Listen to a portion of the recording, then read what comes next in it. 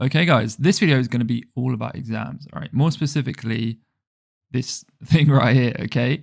We're going to try, the whole point of my channel is to make your exams as easy as possible. Stress-free, easy mode, right? That's the whole point.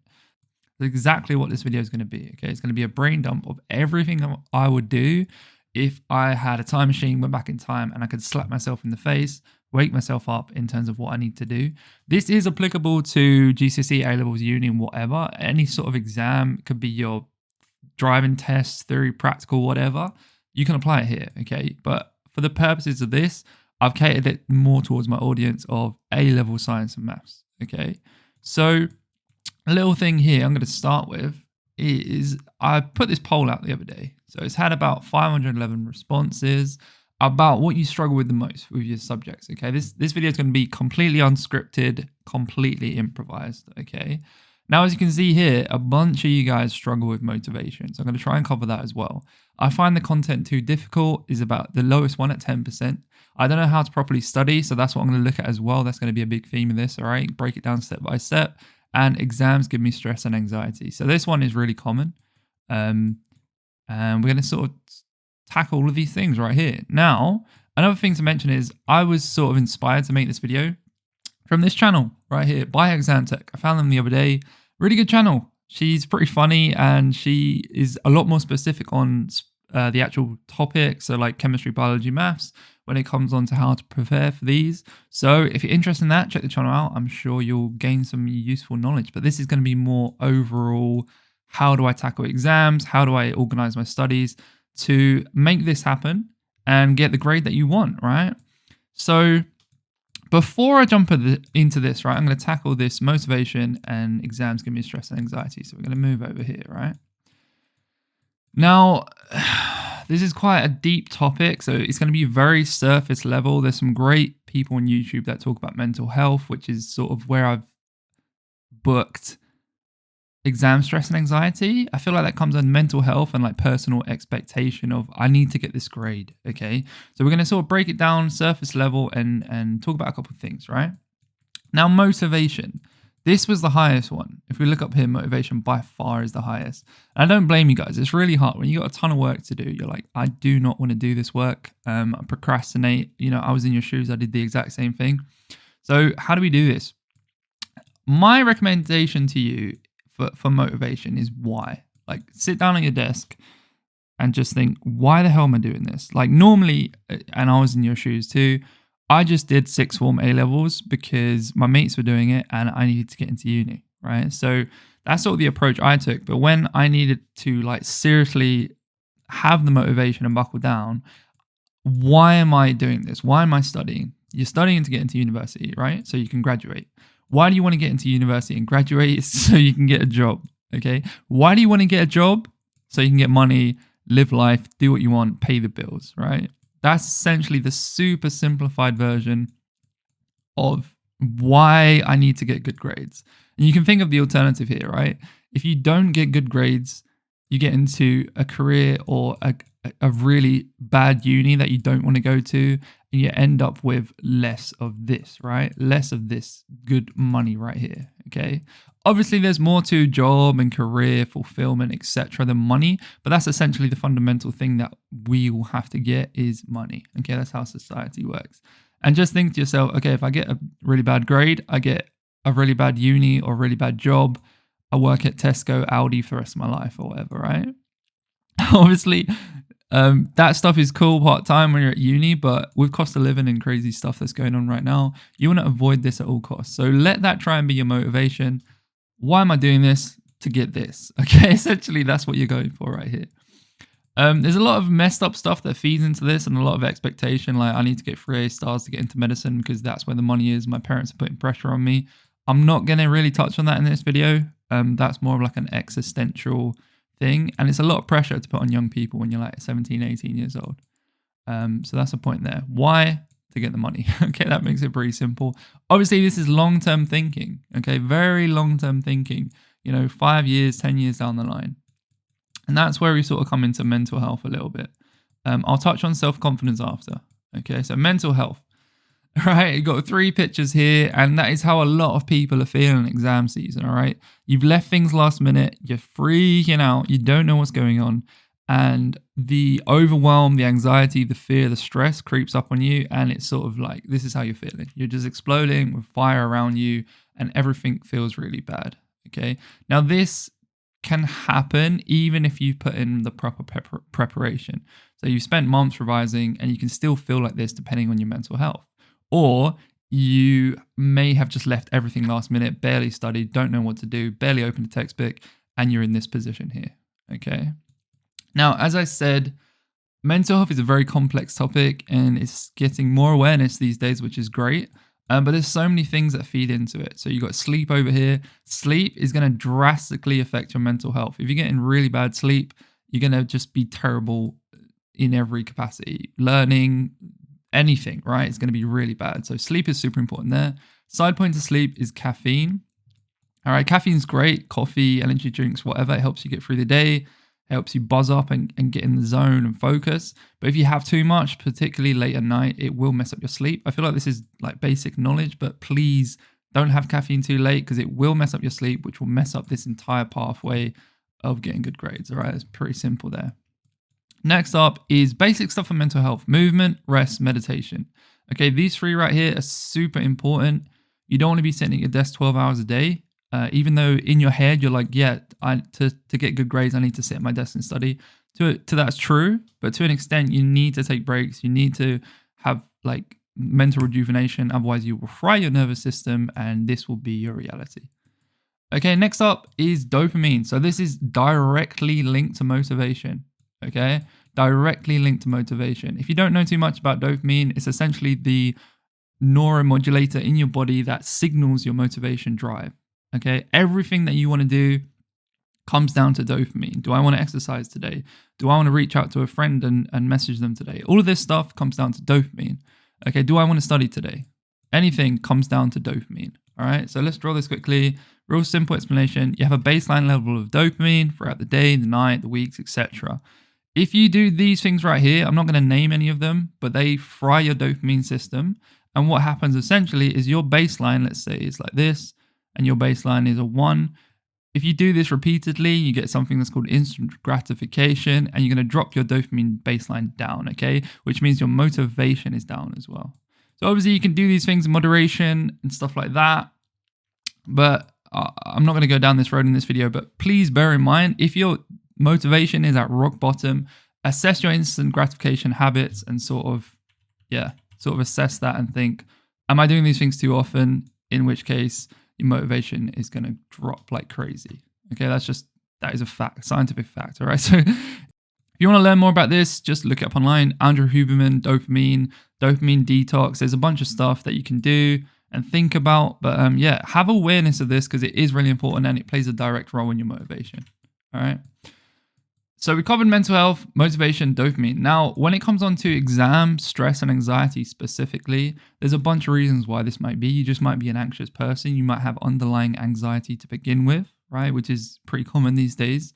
And then also another level of stress and anxiety from exams is it's a high pressure situation. You know, there's a lot of expectations on your shoulders, your single shoulder, to get here, right? There's a lot of expectation to get here, particularly a high ranked university, for a good subject, you know, whatever subject you're going for. So that's essentially where a lot of the stress and anxiety can come from. But just tell yourself, like, if you're genuinely doing your best, that's all you can do. Like, don't give yourself false expectations and try and go further than you need to. Okay. So obviously you don't want to fail year 12, year 13 or whatever, but you can always retake. I know it sounds crazy, but plenty of people go to uni late. Plenty of people retake, take gap years, reevaluate their life, stuff like that. Okay, so try and avoid putting that immense pressure and expectation on yourself. Okay, that would be my recommendation if I was talking to my past self in terms of exam stress and anxiety. It's normally because you only have one shot, right? You do your exam one day and you panic and you think, what if I mess up? What if this happens? What if X happens?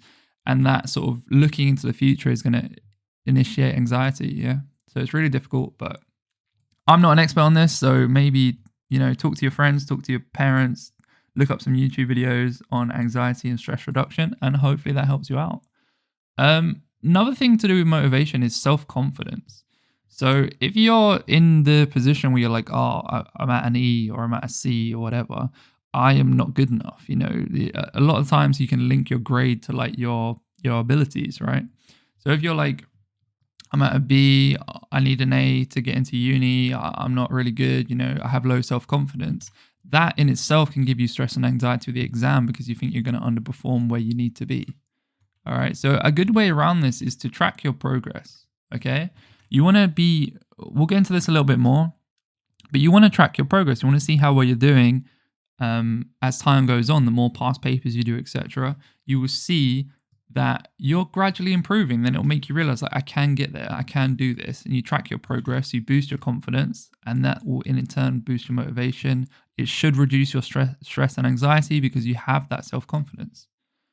Okay, so that's everything on motivation and exam stress and anxiety. Let's get into the more like technical side of things of like how to study and what we want to do.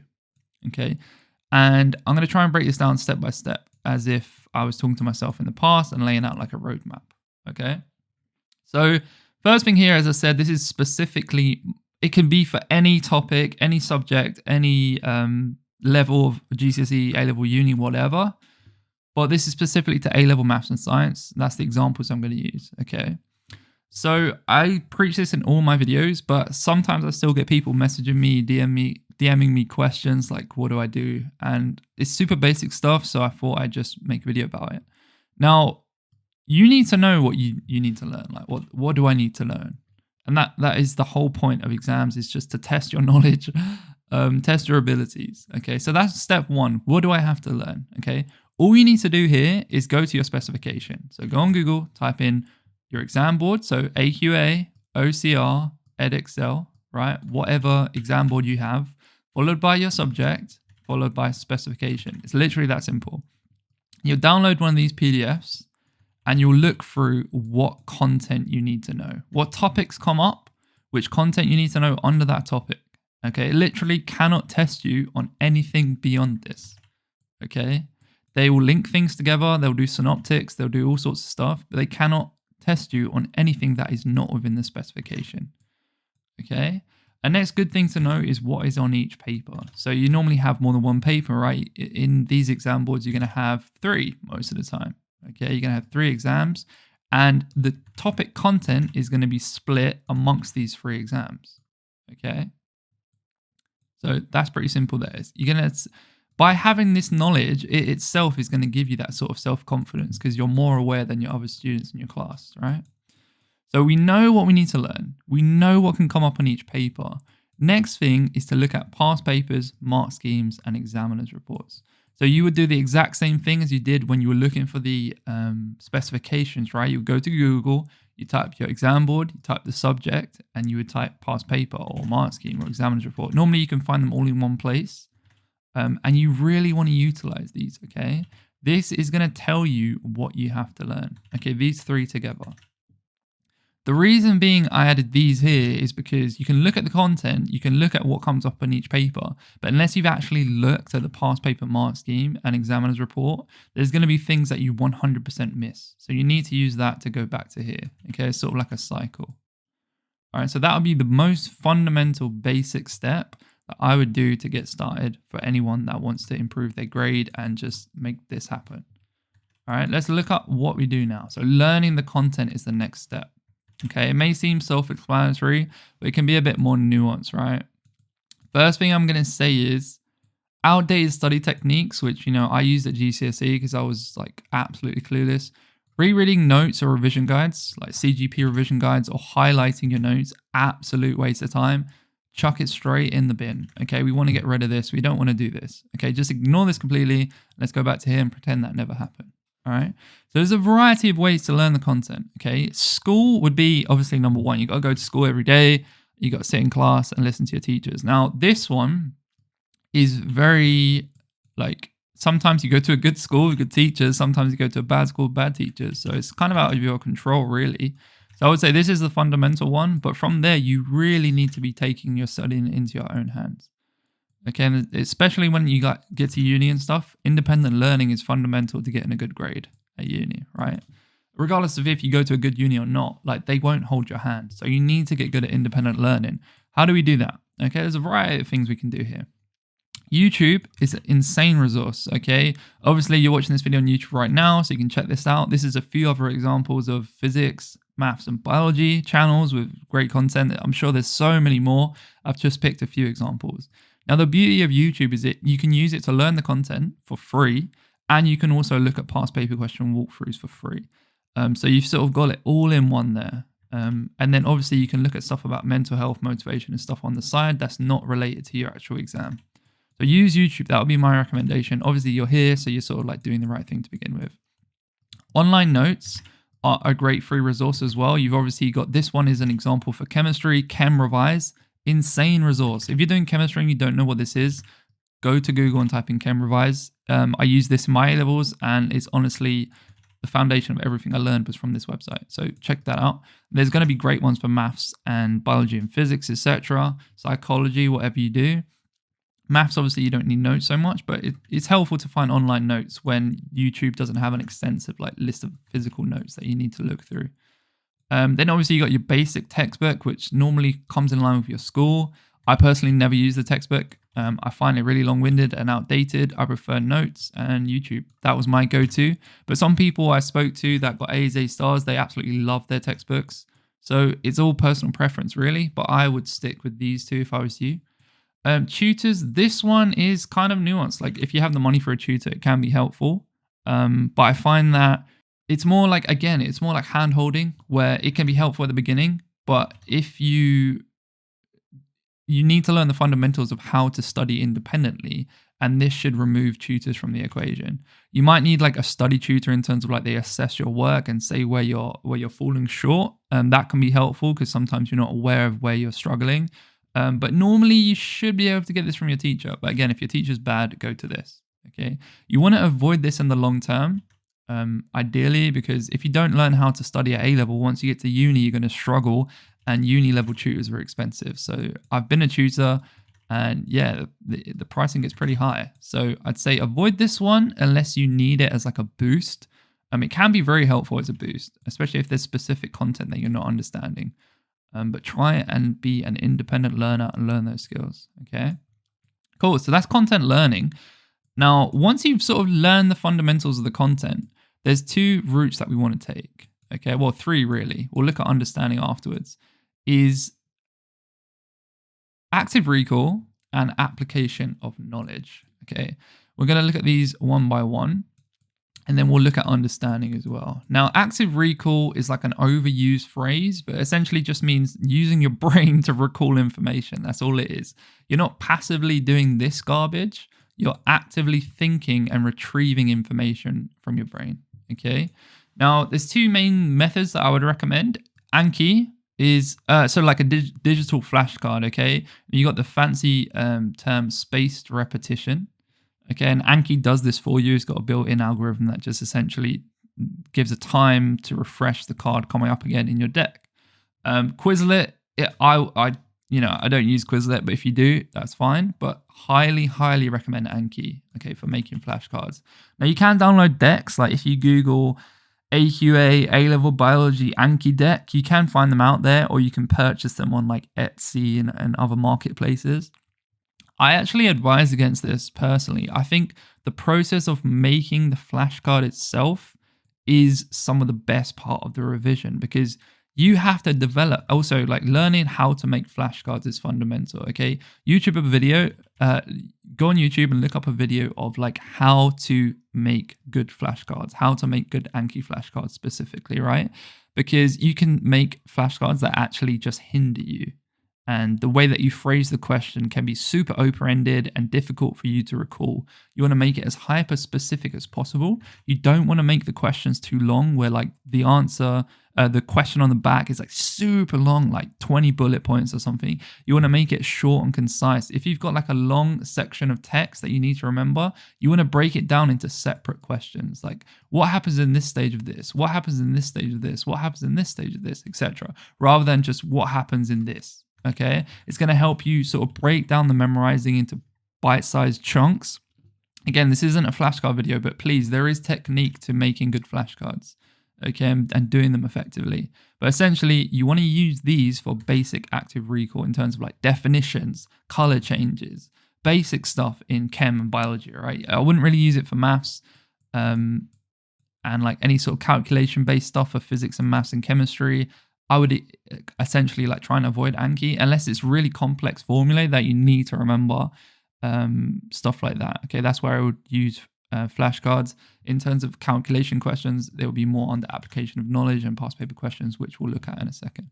Second thing is blurting, right? You just essentially brain dump stuff on the page, and it's useful for this. So like Anki can be really good for specific things, but when you want to blurt out like an entire topic and sort of check that you're doing the right thing, so like get your page of notes, blurt it out once you've covered the page of notes, and then uncover the page of notes and see what you missed, stuff like that. Okay, so blurting is actually super good for active recall because it highlights what you forgot, and then you can just keep repeating this for a specific process in biology or chemistry, and it should help you out.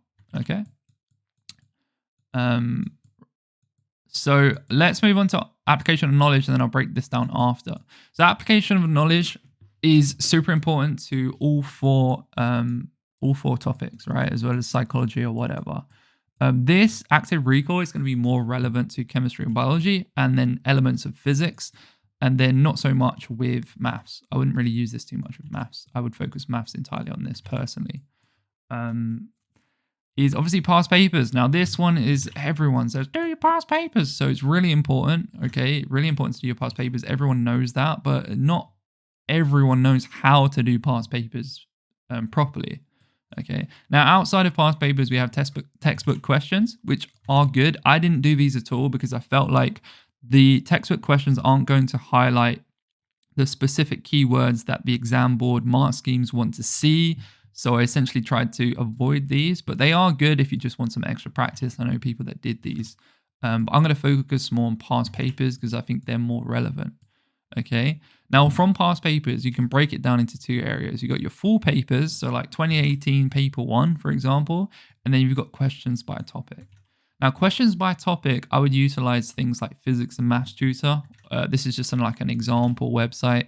Go to physics and maths tutor, find your topic, find your exam board, find your level, and do some questions by topic. This is going to help you more specifically in areas that you struggle with.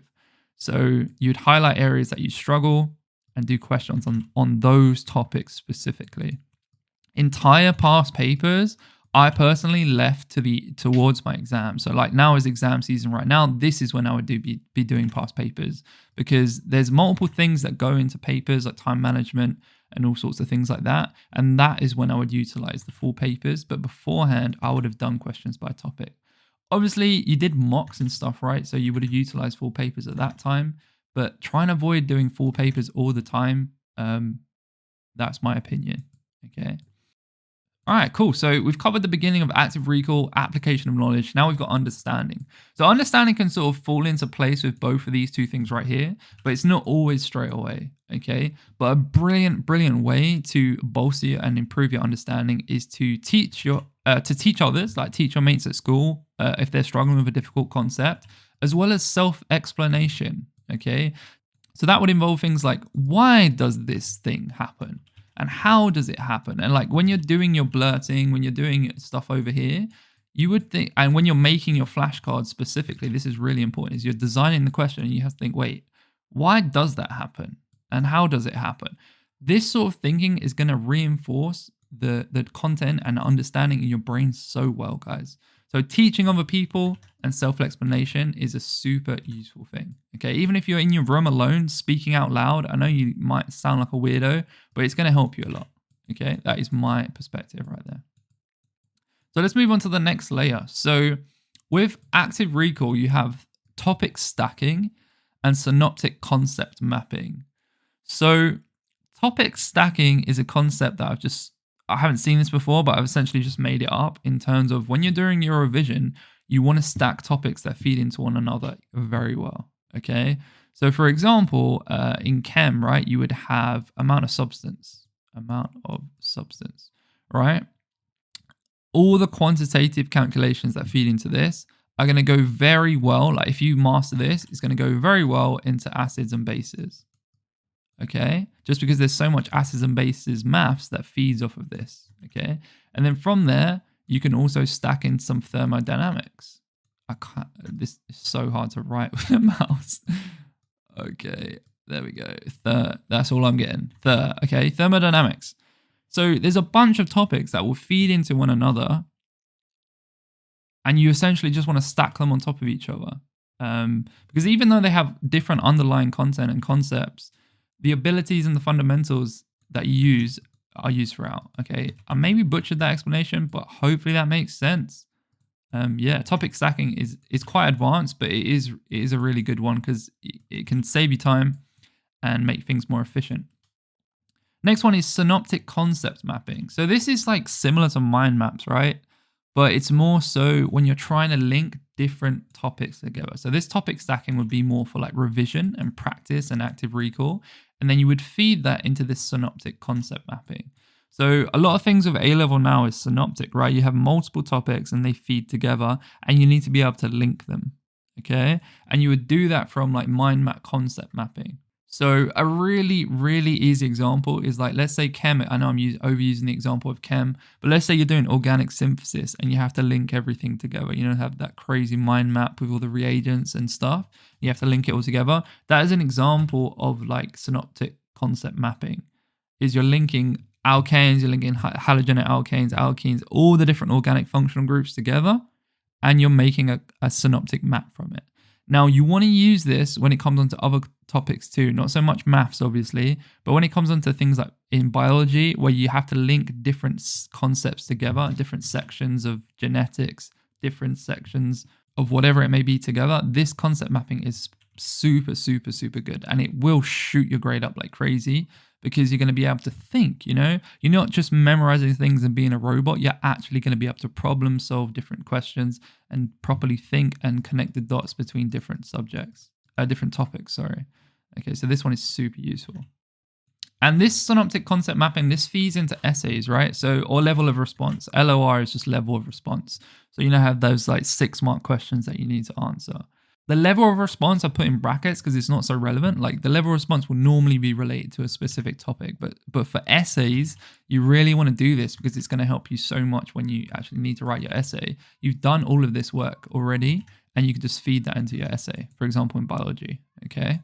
Now this is going to be biology focused for essays, so skip ahead if you don't do bio. But yeah, when you're doing your essay preparation or your essay revision specifically, just use bullet points. That would be my advice. Obviously, this is just my advice. Do what works for you. Use bullet points. Don't spend ages writing like proper English when you're doing your revision. Just get the bullet points. Get the information on the page. Okay. Is the PEC method. So P is point, make your point. E is evidence. Provide some evidence from your synoptic concept mapping, your blurting, etc. Get that in your essay, and then your commentary on that evidence, so your conclusion, implications, etc. Okay, relevant to the essay topic. So this is really brief. Look up some YouTube videos of the paper-free essays. If you want me to make one, just let me know. But that's the fundamentals there. Okay. Now moving back towards application of knowledge. When you do your past papers. All right, when you do your past papers, you need to be using the mark scheme in the examiner's report as well. Okay, it's super important that you do that. You don't just do a past paper, close it, and forget about it. You need to do the mark scheme. You need to look at, or you don't need to look at the examiner's report. This is like a cheeky bonus, but you 100 billion% need to look at the mark scheme. Okay, now you can get your teacher or your tutor or whatever to mark your paper for you and give you feedback. This is less time consuming, so it could be a really good route. I got my chem teacher to do this for me. My maths teacher did it too a little bit, and my bio was like, no. So that was unfortunate. So when you mark your own papers, you pick up on your mistakes. Okay, but if you get someone else to mark it, they can highlight your mistakes, but then, which is also like a shortcut. But if you mark it yourself, it's going to highlight your mistakes very obviously to you. And I've put here, you want to mark your papers harshly, okay? Don't be like, oh, I think I actually got that mark there. I think I'll just tick it. No, be as harsh as humanly possible. Be very critical of yourself, not to the point where like you're crying, but just be critical of yourself and Be strict, essentially, is what I'm trying to get across here. Because if you're easy on yourself, you're going to think you're getting an A when you're actually at a C, and then, exam day, you're going to struggle. Okay? So mark them harshly. And when you're looking at the mark schemes, and your brain is going to actively take in the patterns, the keywords, and etc. that you need to get the marks, okay? You can write it down, make a resource of like these keywords for this thing, but your brain should just take it in as you go with repetition, okay? You want to be doing every single past paper, even more than once if you can, okay? A lot of people ask me this. They're like, oh, do I have to do every past paper? There's so many. It's like, yes, you have to do every past paper. Why would you not, okay? And then examiner's report, obviously, it's just really helpful to highlight certain things about like why is this the case? What did students struggle with? Is it something that I can use to correct my mistakes moving forward? Like, do they explain why a lot of students made a certain mistake or like reached an incorrect conclusion? Stuff like that can be really helpful. Okay, so when you mark your past papers, whether you mark them yourself or you get your teacher, tutor to do it, you need to keep a log of your incorrect questions and mistakes. Okay, this can be like a Google Doc, an Excel spreadsheet, a notepad, whatever. You need to keep a log of your frequent mistakes, because if you're aware of your mistakes, you can correct them. If you don't have a clue what your mistakes are, you're never going to correct them and you're just going to end up at the same grade forever. But if you keep a log of your mistakes, you can focus on them. And that's where it sort of comes into organization. If you know what you're getting incorrect more frequently, you can focus on that, okay? Whether it be topics specifically that you really just don't understand, you find difficult, or if it's specific exam technique that you struggle with, like you don't really understand the command words, explain, describe, compare, etc. Okay? You need to keep a log of these mistakes. I cannot say that enough. Okay, and then what you do is when you keep a log of your mistakes, you will use that in your organization of planning. Okay, so when you're planning and organizing your revision, you want an exam timetable ideally. Not like when I say exam timetable, I don't mean a study or revision timetable like on Monday at 3 p.m. I'm going to do this. I mean, I need to know what day and what time my exam's coming in order. So I've got bio on this day, I've got chem on this day, then I've got maths, then I've got physics, blah, blah, blah, right? I need to know, obviously this is super basic stuff, but you need to plan your revision based on which exams come when. And the exam boards just like blow my mind with like, why am I doing chemistry and physics days back to back? Like what the hell is going on there? They need to plan their exams better, but unfortunately as the student, you are kind of at their mercy. So first step, get your exam timetable. What do I need to focus on first? From there, you will keep a log of your mistakes, you will know where you're messing up, and you can work out topic or content priority. Okay, on top of this, I've made extensive videos on like exam topics that come up the most, high yield topics, heavy hitter topics, whatever you want to call them. You will use that with your topic priority. So you'll focus on the topics that come up the most, you'll focus on your mistakes that you made the most, etc. Feeding these together, it should drastically improve your grade. Okay, and then with good organization of I'm going to revise this content on this day, etc., is going to help you a lot. Okay, last point here is something that's advanced is time management. When I say time management, I'm not talking about like time organization in your revision period. I'm talking about actually in the exam. Okay, and this is quite advanced. When I've tutored people in the past or given like study coaching or even to like my cousins that are younger than me and stuff, I say leave this to the end. Like leave it to the end. Like why you don't even know the basics of acids and bases, but you're stressing about doing time conditions. Like why? You know what I mean? So that's my advice. Like obviously do what works for you, but I would say leave time management for the end. So obviously when you're doing your full pass papers, do them under time conditions. But if the paper is an hour and 30 minutes and you're doing it in an hour and 50 minutes at the start, don't freak out. Okay, don't freak out. As long as you're getting high marks in that 1 hour and 50 minutes, right? You know that you're getting the content right. You know you're not making the mistakes. You know you're doing the mark scheme correctly, etc. You're just taking longer to do it. And it's a lot easier to fix your time management than it is to learn a ton of content and get it all correct. Okay, so I would say leave that for the end. There's a few different methods you can do here, right? You obviously try and check the clock frequently for the exam, like every 10, 15 minutes, check it. think to yourself, okay, I've got 10 questions in this exam. Am I making decent progress? The whole marker minute thing is absolute BS. Like, completely ignore the marker minute thing. It's an okay concept, but you want to, because marker minute's nonsense. So check the clock quite frequently. You know, if you have a watch in front of you, I know they don't allow smartwatches or anything, but so normally I just use the clock at the front of the exam hall. Just use that. All right. Use that. Check it every 10, 15 minutes. Get into that habit of looking up and checking the time. Don't get like super absorbed into your exam and completely lose track of time. Okay. That is where this sort of thing happens, or you just run out of time. Exams are tight these days, man. Like, chemistry is crazy time management if you haven't practiced the time management techniques. Okay. Next up is mark checking. So let's say you get to a question right, and it's like 5 marks, and it's a long process. It's going to take you like 15 minutes to do this 5-mark question, which can be the case, like especially in Chem when you have a complex NMR question, and other topics, right? It can take you a while to do. In maths, if there's a really hard problem in maths and it's 4 marks, like, should I skip this and come back to it? Okay, and that sort of like goes here, right? You want to assess the marks available and the difficulty, because exams are just a game, right? You got to get as many marks possible in a limited amount of time. It's like a speed run, okay? So you want to skip the questions based on their marks. Like, if they're low marks and they're difficult, they're going to be time consuming, okay? Obviously, you come back to them at the end if you can, but you want to spend as little time as possible on each question. So assess their marks, assess their difficulty, move on if you need to, and come back to them. Obviously, make a fat asterisk next to it or something with your pen so you don't miss it. Come back to it. That's really important. Handwriting readability. So I've tutored people in the past that have like the most immaculate, neat handwriting ever, and they're making so much effort and time with their handwriting. Like, what are you doing? Like, no one cares about your handwriting. As long as the examiner can sort of kind of make out what you're saying and read your basic handwriting, that's all you need to get the marks, okay? You don't need to be like a crazy neat person with your handwriting. I know this is like a really weird point, but considering it's come up with people I've tutored in the past, I thought it's important to mention, because handwriting makes you slower.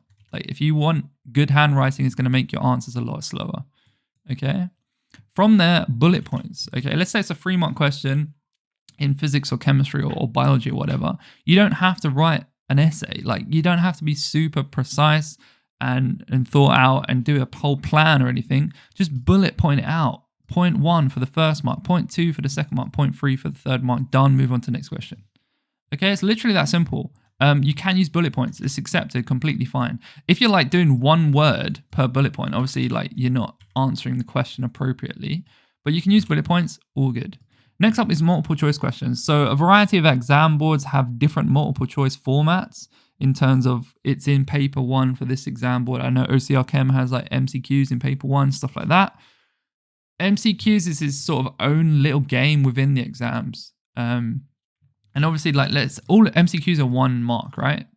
So they're 1 mark each. 1 MCQ might take you 10 seconds to answer. You're like, boom, I know the answer. Definition recall, easy peasy. Another one might take you 2 minutes. This feeds into time management, okay? Practice MCQs on their own and realize like patterns that you need to do. Watch some YouTube videos on how to answer MCQs and be good with your time, because it's his own little mini game inside the exams, okay? Practice this. This is important to practice because they come up in paper 3 Chem, for AQA and stuff like that. So do practice MCQs, do practice your time management when it comes on to MCQs. Right, last point before the video ends right here is be realistic with your grades. All right, so what do I mean here?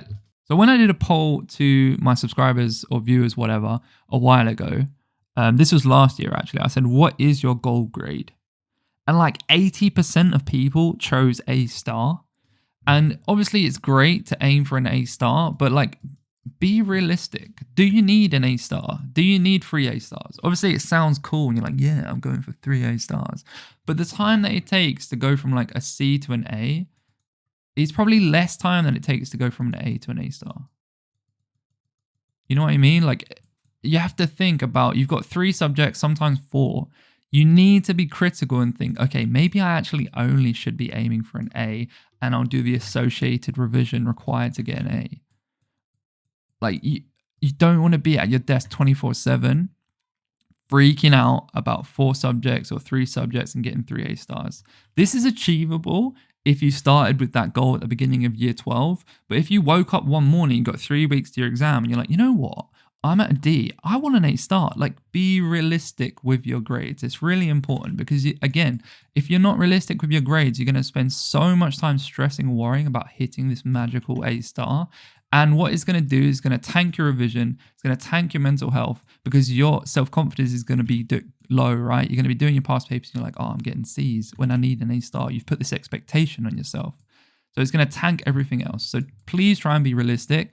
Think about which unis you've applied to, which grade you realistically need. Obviously, you want to sort of plan for best case scenario, but an A star is no joke, right? You got to put a lot of time into it, and you got to make minimum mistakes. So that's my last point here. Please be realistic with your grades. Don't put these false expectations on yourself for no reason, which is something I realized doing that poll. It's like, wow, these people really do have an A star as their goal. Like, it's a good goal, but be realistic. And obviously, you can interchange per subject. Let's say you're absolute crazy at maths, right? And maths is super easy. Go for an A star in the subject that you're best at. A star in maths, easy peasy, let's go. If you struggle at more essay, like written English type questions, go for a B in biology or a C, you know? Like, don't go for AAA star across the board unless you need it for your medicine or whatever, right? So that's my point there. This video was super long and kind of rambly at points, but hopefully it helped you. This is literally what I would tell myself if I had a time machine and I could slap myself in the face, be like, wake up, get yourself in line. Okay, this should help you so much. I really hope so. But yeah, if you have any questions, let me know down below. Like the video, all that good stuff. Share it with your friends if you think it will be helpful. Best of luck with your revision and upcoming exams, guys. Until next time, peace.